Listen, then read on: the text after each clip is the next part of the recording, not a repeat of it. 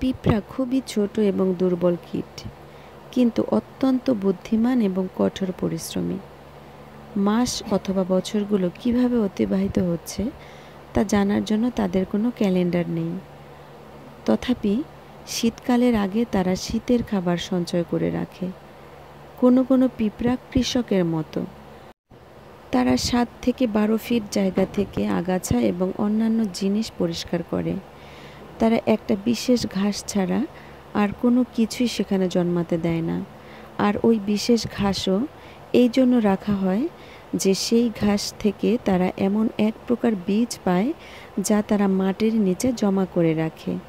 কিছু কিছু পিঁপড়া গাছের পাতা চিবিয়ে মাটির জন্য সার তৈরি করে, যাতে সেখানে মাশরুম জন্মাতে পারে। তাদের মধ্যে আর কিছু আছে গোয়ালার মতো, যারা বিশেষ এক প্রজাতির পিঁপড়া। তারা হানি ডিউ নামের রস বের করে।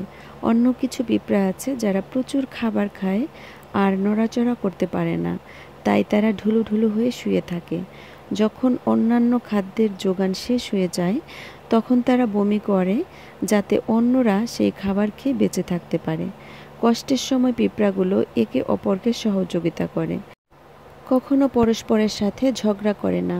কতগুলো পিঁপড়া লম্বা ঘাসের মাথায় চড়ে বসে, যাতে তাদের ভরে ঘাসটা বাঁকা হয়ে মাটির সাথে মিশে আসে, আর অন্য পিঁপড়াগুলো সহজেই সেই ঘাসে উঠে তার রস খেতে পারে। পিঁপড়ার এই গল্প থেকে আমরা আসলে কি শিক্ষা পাই? সবাই যদি একসঙ্গে কাজ করত তাহলে আসলে কতই না ভালো হতো। আমরা যদি কঠিন পরিশ্রম করি এবং বিশ্বস্তভাবে কাজ করি, যেটা আমাদের সৃষ্টিকর্তা আমাদের জন্য দিয়েছেন, তাহলে আমাদের জীবন অনেক সুন্দর হয়।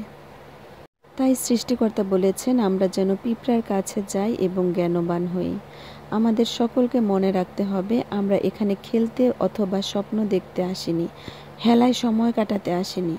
আমাদের কঠিন কাজ আছে, করার আছে, কিছু বোঝা টানার ভার আছে আমাদের। কষ্ট এড়িয়ে যেতে হবে না, বরং এর মুখোমুখি হতে হবে, কারণ এটা হলো সৃষ্টিকর্তার দান। সকলকে অসংখ্য ধন্যবাদ।